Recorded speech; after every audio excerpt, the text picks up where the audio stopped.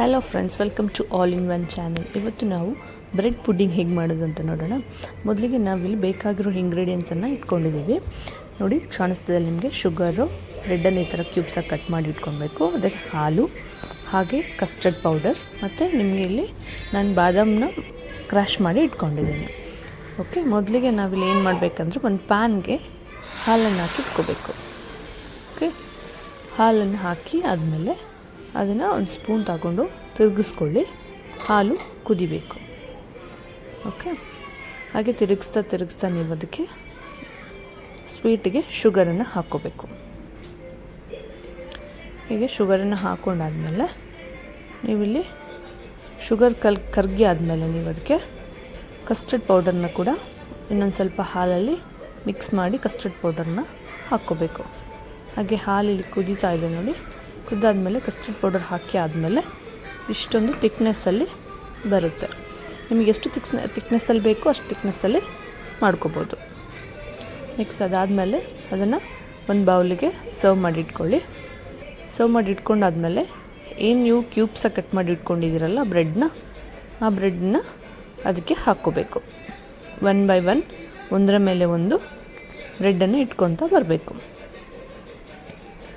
ನೋಡಿ, ಇಲ್ಲಿ ಕಾಣಿಸ್ತಿದೆಯಲ್ಲ. ಹೀಗೆ ನೋಡಿ, ಬ್ರೆಡ್ ಕ್ಯೂಬ್ಸ್ ಈಗ ಕಟ್ ಮಾಡಿ ಇಟ್ಕೊಂಡಿರೋದನ್ನ 1 by 1 ಲೇಯರಾಗಿ ಅದರ ಮೇಲೆ ರೌಂಡಾಗಿ ಇಟ್ಕೊತಾ ಬನ್ನಿ.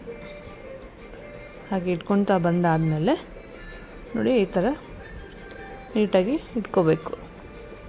ಇಟ್ಕೊಂಡಾದಮೇಲೆ ನೀವು ಅದರ ಮೇಲೆ ಏನು ನೀವು ಕ್ರ್ಯಾಶ್ ಮಾಡಿ ಇಟ್ಕೊಂಡಿದ್ದಾರಲ್ಲ ಬಾದಾಮನ್ನ ಕೂಡ ಆ ಪೌಡರ್ ಆಗಿರುತ್ತಲ್ಲ ಅದನ್ನು ಅದರ ಮೇಲೆ ಸ್ಪ್ರಿಂಕ್ ಮಾಡಬೇಕು. ಎಲ್ಲ ಅದರ ಮೇಲೆ ಹಾಕಿ ನೋಡಿ, ಈ ಥರ ಫಿನಿಶಿಂಗ್ ಬರುತ್ತೆ. ಈ ಥರ ಹಾಕಬೇಕು. ಅದರ ಮೇಲೆ ನೀಟಾಗಿ ಈ ಥರ ಹಾಕಬೇಕು. ಹಾಕಿ ಆದಮೇಲೆ ಯಾಕೆ ಅಂದರೆ ಇದ್ರ ಮೇಲೆ ನೀಟಾಗಿ ಈ ಥರ ಇಡಬೇಕಂದ್ರೆ, ಬಿಕಾಸ್ ನಾವು ಮಾಡಿರುವಂಥ ಕಸ್ಟರ್ಡ್ ಏನಿದೆ ಅದು ಹೀರ್ಕೋಬೇಕಲ್ವ. ಸೊ ಫೈನಲಾಗಿ ಪುಡ್ಡಿಂಗ್ ನಿಮಗೆ ನೋಡಿ, ಬ್ರೆಡ್ ಪುಡ್ಡಿಂಗ್ ಈ ಥರ ರೆಡಿಯಾಗಿರುತ್ತೆ.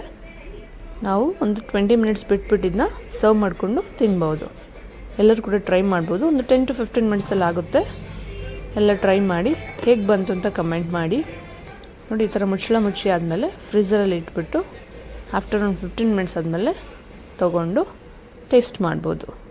ಹಾಗೆ ನಮ್ಮ ಚಾನಲ್ನ ಯಾರೆಲ್ಲ ಸಬ್ಸ್ಕ್ರೈಬ್ ಮಾಡ್ಕೊಂಡಿಲ್ಲ ಅವರೆಲ್ಲ ಸಬ್ಸ್ಕ್ರೈಬ್ ಮಾಡ್ಕೊಳ್ಳಿ. ನೋಟಿಫಿಕೇಷನ್ ಬಟನನ್ನು ಆನ್ ಮಾಡಿ ಇಟ್ಕೊಳ್ಳಿ. ಆವಾಗ ನೆಕ್ಸ್ಟ್ ನಾವೇನಾದರೂ ರೆಸಿಪೀಸ್ ಹಾಕಿದಾಗ ನಿಮಗೆ ನೋಟಿಫಿಕೇಷನ್ ಮೂಲಕ ಬರುತ್ತೆ. ಹಾಗೆ ಈ ಒಂದು ರೆಸಿಪಿನ ಶೇರ್ ಮಾಡಿ, ಹಾಗೆ ಲೈಕ್ ಮಾಡಿ, ಕಮೆಂಟ್ ಕೊಡಿ.